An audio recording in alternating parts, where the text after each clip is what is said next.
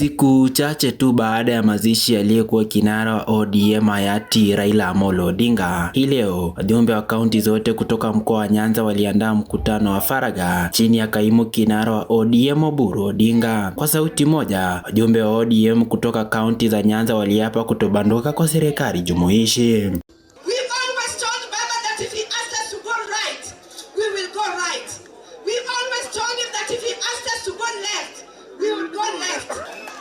And we are there not to unite the Luo, but to unite Kenya. We want Kenya to be a united nation. Mimi ninawaeleza ya kwamba baba alikuwepo anataka kumsupport Ruto. Mimi nawaambia leo. Yes.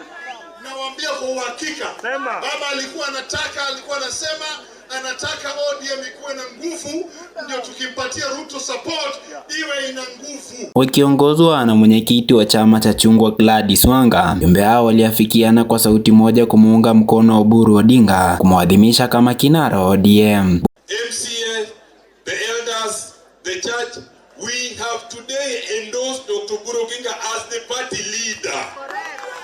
Not him nothing, as the party leader, awaiting the final endorsement.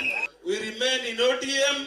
ODM remains a distinct, strong party which can advance ahead. But I have the confidence that Dr. Oburu Odinga has the temperament, has the wisdom, has the maturity to lead all members of ODM, be they from the coast, be they from Nyanza, be they from Western, be they from Nairobi. I have that confidence. Oburu Odinga aliwashukuru wajumbe hao kwa kumwaminia na kumpa nafasi hiyo.